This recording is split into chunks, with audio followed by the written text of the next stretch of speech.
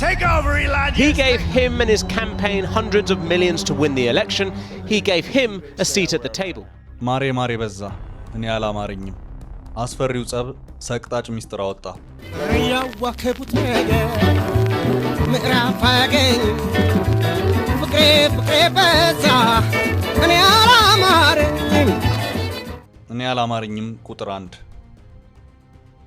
ያኔ ትራምፕ የምርጫ ቅስቀሳ እያደረጉ በነበረበት ወቅት ያኔ ጆ ባይደን እንደ አይነ በሲር በሬ በየሄዱበት እየተጋጩ በነበረበት ጊዜ ትራምፕ ስሊፒ እያሉ እየተሳለቁ በነበረ ጊዜ ካማላ ሃሪስ በሳቅ የታጀበ የምርጫ ክርክራቸውን ባጧጧፉበት ጊዜ ጎልፍ ሜዳቸው ላይ ከታለመ ጥይት ሲተርፉ ጆሮአቸውን በጥይት ሲሸለቱ ያኔ ከጆ ባይደን በላይ ገኖ የወጣው ቱጃሩ ኢሎን መስክ ነበር።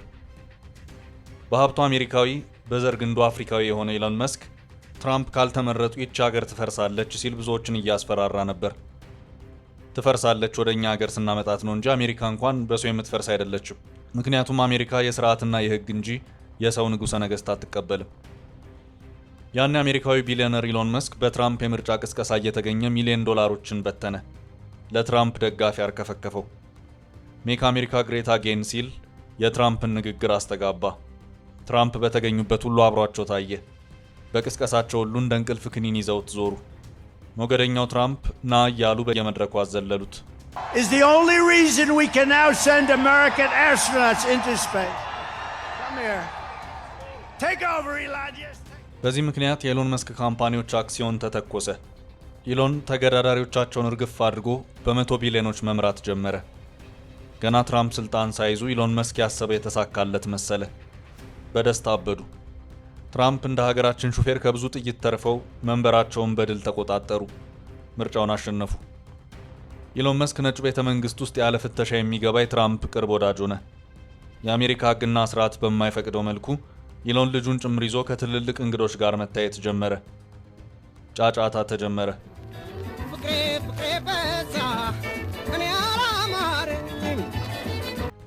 ፍቅሬ በዛ እኔ አላማረኝም ቁጥር 2 ትራምፕ አንዳንዴ ሀገራችንን ፖለቲከኞች ይመስላሉ። ሙቀት አላቸው፣ ስሜት ያጠቃቸዋል። የወደዱትን ለመሾም የጠሉትን መቀመቅ ለመወርወር ጊዜ አያባክኑ። ዶናልድ ትራምፕ ገና ሀገራቸው ነጩን ቤተ መንግስት እንደረገጠ አልተመቸኝም ያሉትን ሰው ሁሉ ይጠራርጉት ጀመር። ከአየር ኃይሉ አዛዥ ብራውን ጀምሮ ጉምቱ የአሜሪካ ባለስልጣናትን በቁራጭ ወረቀት ጠራረጓቸው።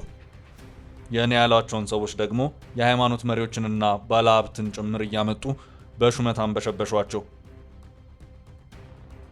ኢሎን መስክ አንደኛው ነበሩ። ትራምፕ ቢሊዮነሩን ኢሎን መስክ አዲስ ባቋቋሙት የመንግስት መስሪያ ቤቶች አፈጻጸም ዲፓርትመንት DOGE መሪ አድርጎ ሾሟቸው። መስክ ልምድ ይኑራቸው፣ የትምህርት ዝግጅት ይኑራቸው የሚታወቅ ነገር የለም። ብቻ ኢሎን መስክ ገንዘብ አላቸው። ለትራምፕ ከምንም የሚቀድመው ገንዘብ ነው። ገንዘብ ካለ ወዳጃቸው መሆን ትችላለህ። አረብ ሀገራትን ሲጎበኙ የሄዱት ብር ያላቸውን ብቻ መርጠው ነበር። እስራኤልና ግብፅን ዘለው ሳውዲና ኳታር ነበር ያረፉት። ዘርፎ ተመለሱ ቢባል ይሻላል። እናንተ ብር ስጡን እኛ እንጠብቃችኋለን፣ እንግዲህ እንቅልፋችሁን መተኛት ትችላላችሁ ብለው በትሪሊየን ዶላር ተቀብለው ወደ ነጩ ቤተ መንግስታቸው ተመልሰዋል። ገንዘብ መድኃኒት ያሉት ትራምፕ ሳይሆን አይቀሩ። እናም በዚያ የማሬ ወቅት ቢሊዮነሩን ትራምፕ በቁጥጥር ሾሟቸው።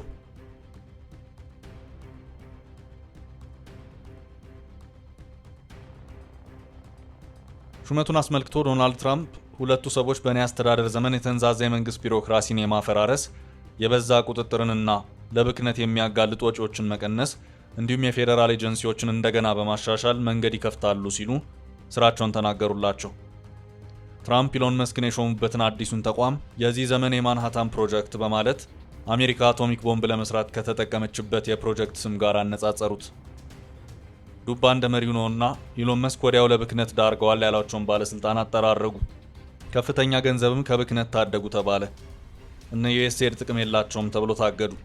በኢሎን መስክ ከስራ የተፈናቀሉት ሰልፍ መውጣት ጀመሩ። ትራምፕ የታሪፍ ማዕት አስከተለ። ተቃውሞዎች ተቀሰቀሱ። ትራምፕ ከመላው ዓለም ጋር ይላተሙ ገቡ። መስክም አብረው ተፋጩ። እዚህ ላይ ችግር ተፈጠረ።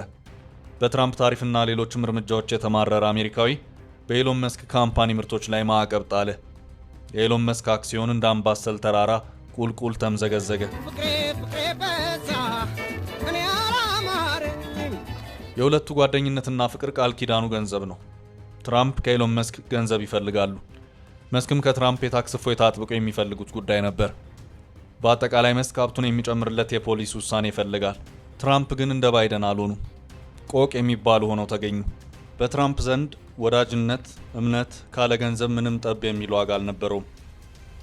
የአሜሪካን ኢኮኖሚ ያሳድጋለሁ ብለው የተነሱት ትራምፕ ለኢሎን መስክ ሳይሆን ለአሜሪካ ይጠቅማል ያሉትን ፖሊሲ ማውጣት ጀመሩ። ይህን ጊዜ ኢሎን መስክ ትራምፕ ከሰጡት ሹመት ራሱን አነሳ፣ ስልጣኑን ለቀቀ። ትራምፕ አልሞቃቸው አልበረዳቸው፣ ሌላ ፖሊሲ አመጡ። ኢሎን መስክ የፈራውን ፖሊሲ ነበር ያወጁት። ትራምፕ የባለ ብዙ ትሪሊየን ዶላር የታክስ እፎይታና ተጨማሪ የመከላከያ ወጪዎችን ጨምሮ የአሜሪካ መንግስት ተጨማሪ ገንዘብ እንዲበደር የሚፈቅደውን ህግ በግንቦት ወር በተወካዮች ምክር ቤት አስጸደቁት። መስክ አበደ። ትራምፕ ምርጥና ቆንጆ ህግ ብለው ያወደሱትን ይህን አዋጅ ኢሎን መስክ በራሱ ኤክስ አጸያፊና አሳፋሪ ሲል አወገዘው።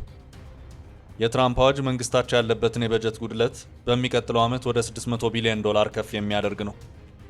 ይህን ውሳኔ ነው መስክ አስፈሪና አሳፋሪ ነው፣ ከፍተኛ የመንግስት ወጪን ለመሸፈን የወጣ ህግ ቀደም ሲል ያለውን ግዙፍ የበጀት ጉድለት ወደ 2.5 ትሪሊዮን ዶላር በከፍተኛ ሁኔታ ያሳድጋል፣ የአሜሪካ ዜጎችን በሚያስደነግጥ አስተማማኝ ባልሆነ ዕዳ ይጫናቸዋል ነበር ያለው። ድብድቡ የተጀመረው ከዚህ በኋላ ነው። ያዋከቡት ነገር ምዕራፍ አያገኝም፣ ማሬ ማሬ በዛኔ አላማረኝም የሚለው የጥላሁን ዘፈን ልክክ ብሎ በትራምፕና መስክ መካከል ተፈጸመ። መስክ እንዲህ አለ፣ እኔ ትራምፕን ባላግዛቸው ኖሮ ሚሊዮን ዶላሮችን ለምርጫ ቅስቀሳቸው ባላግዛቸው ኖሮ ይሄን የአሜሪካ መሪ ካማላ ሃሪስ ነበሩ አለ። ጆሮ አይሰማ የለ አይን አያዩ የለ ትራምፕ ይህን ሰሙ፣ ይህን አዩ። እንዲያቆሎ እንዳልተጓረሱ አሁን በስድብ ይዘራጠጡ ይዘዋል። ትራምፕም ትራምፕ ናቸው፣ መስክም መስክ ነው። እስከ ዶቃ ማሰሪያቸው ልክ ልካቸውን እየተነጋገሩ ነው። በዚህ ልክ ልክ ግን ልክ ያለውን አስደንጋጭ ሚስጥርም እየወጣ ነው። እርሱን ዝቅ ብለን እንነግራቸዋለን። አሁን ትንሽ ጸቡ ላይ እንቆይ። ፍጥጫው የጀመረው ባለፈው ሳምንት ሞቅ ባለ ፍጥነት ነበር። ረቡዕ ዕለት መጋጋል ጀምሮ ሐሙስ ከሰዓት በኋላ በፕሬዝዳንቱ ጽህፈት ቤት ኦቫል ኦፊስ ውስጥ ሙሉ በሙሉ ፈነዳ። አዲሱ የጀርመን ቻንስለር ፍሬድሪክ መርትዝ ለአንድ ቀን የሥራ ጉብኝት ዋሽንግተን መጥተው ምቾት በሚነሳ ዝምታ ውስጥ ተቀምጠው ሳለ ፕሬዝዳንት ትራምፕ ደግሞ ጣል ጣል የተደረገ አፍቃሪ ይመስሉ ነበር። መስክ በሕጉ ላይ ባቀረበው ትችት የተገረሙ ይመስላሉ። መስክ በመቶ ሚሊዮኖች የሚቆጠር ዶላር ድጋፍ ባያደርግ ኖሮ ባለፈው ዓመት በተካሄደው ፕሬዝዳንታዊ ምርጫ ይሸነፉ ነበር ሲል የሰጠውን ሐሳብ አጣጥለውታል። መስክ ወዲያውኑ እንደ ዘመኑ ልጆች 220 ሚሊዮን ተከታዮች ወዳሉት የኤክስ ገጹ በመምጣት ምንም ይሁን ሲል ለጠፈ። ጉዳዩ ወደ ሚስጥር ማውጣጣት ተቀይሯል። ዘግናኝ ሚስጥር በዚህ ጸብ መሃል ሾልኮ በዓለም ጆሮ ገብቷል። የወጣው ሚስጥር ምንድን ነው? ትራምፕ ከአረቄ ቤት እንደማይጠፉ ሽማግሌ ቅሌት አያጣቸውም። ስሜታቸው እንደ ንግግራቸው ሞቅ ያለ ነው። ኮረዳ ሲያዩ አያስችላቸውም። ከምርጫ በፊት ተከሰው ፍርድ ቤት ቀርበው ነበር። የተከሰሱት የአንዲትን ሴት መቀመጫ አላግባብ በመንካታቸው ነበር። መንካት ብቻም አይደለም፣ ከአንድ የብልግና ቪዲዮ መቤት ጋር አሸሼ ካሉ በኋላ እንዳትናገርባቸው ለማድረግ ብዙ ዶላሮችን ከፍለዋል ተብለው ቅሌት ተደራርቦባቸው ነበር። አሁንም የማይረባ ጓደኛ በደግ ቀን ያወቀውን ሚስጥር በጸብ ቀን ያወጣዋል እንዲሉ መስክ በዚህ ተመሳሳይ ጉዳይ ትራምፕን ያስደነገጠ ሚስጥር ለጥፏል። ነገርየው ከጾታዊ ጉዳይም ያለፈ ነው። ግድያም አለበት።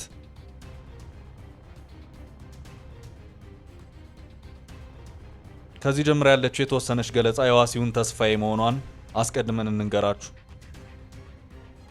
ይህ ሰው ጄፍሪ ኤፕስቲን ይባላል። በ2019 የተለያዩ ሴቶችን በወሲብ ንግድ በማሰማራት ወንጀል ተከሰሰ። ይህ ሰው ሲከሰስ በአሜሪካ ምድር እጅግ የታወቁ ፖለቲከኞችና ታዋቂ ሰዎች ስም ይፋ ባልሆነ የክስ መዝገብ ላይ ሰፍሮ ነበር። ሆኖም ይህ ክስ በሂደት ላይ ያለ ጄፍሪ በታሰረበት እስር ቤት ውስጥ ራሱን አጠፋ ተባለ። ሆኖም ብዙዎች ይህን ነገር ይጠራጠራሉ። ምክንያቱም በዛን ዕለት ምሽት እሱ በታሰረበት ክፍል አካባቢ ያሉ የእስር ቤቱ ካሜራዎች ተበላሽተው ነበር ተብሏል። ለምን ተበላሹ? ማን አበላሻቸው? በየደቂቃው የጎበኙት የነበሩት የወህኒ ቤቱ ጥበቃዎች የዛን ዕለት ምሽት እንዴት ችላ ሊሉት ቻሉ? በተጨማሪም በተደረገው ምርመራ አንገቱ አካባቢ መሰበር ምልክት ተገኝቷል። ይህ ደግሞ ራስን በማጥፋት ወቅት የሚከሰት ነገር አይደለም። ስለዚህ ጄፍሪ ከወሲብ ቅሌት ጋር በተያያዘ ስማቸው እንዳይነሳ የፈለጉ ወይም ስጋት ያደረባቸው ታላላቅ ሰዎች፣ ባለስልጣናት ሚስጥር እንዳይወጣ ሲሉ አስገድለውታል የሚለው ሐሳብ አሸንፎ ወጣ። ይህ በእንዲህ እያለ ታዲያ ከወራት በፊት ለዓመታት ሳይገለጽ የቆየው የጄፍሪ ፋይል ሙሉ ለሙሉ ለሕዝብ ይፋ ይሆናል የሚል ነገር ከአሜሪካ አቃቤ ሕግ ተሰምቶ ነበር። ይህችን ነገር ያዟትና ወደ ሰሞኑ ጸብ እንመለስ። የትራምፕ ፖሊሲያቸውን መተቸት የጀመረው ኢሎን መስክ በኃይለኛ ቃላት ሸንቆጥ ማድረጋቸውን ተከትሎ ከአንድ ሰዓት በኋላ ትራምፕ ለሰነዘሩበት ትችት ኢሎን መስክም ማጸፋ ነው ያለውን የመልስ ምት በኤክስ አካውንቱ ጻፈ። ኢሎን መስክ በዚህ የመልስ ምት ከላይ ያነሳነውን ሰው ጠቅሶ ይፋ ይደረጋል የተባለው የጄፍሪ ፋይል ማለትም የወሲብ ቅሌት ሊስት ተደፋፍኖ የቀረው የዶናልድ ትራምፕ ስም ስላለበት ነው የሚል አደገኛ ቦምብ በትራምፕ ላይ ጥሏል። ትራምፕ የደነገጡበት አደገኛ ቅሌት በቀድሞ ወዳጃቸው መስክ ወጥቶባቸዋል። አሁን ጥያቄው ጸቡ ወዴት ይሄዳል የሚለው ነው። የዝሆኖቹ ጸብ ሁሌም የሚፈጨው ሳሮችን ነውና ይጠብቀን እንላለን። አበቃን። መልካም ጊዜ ተመኘን።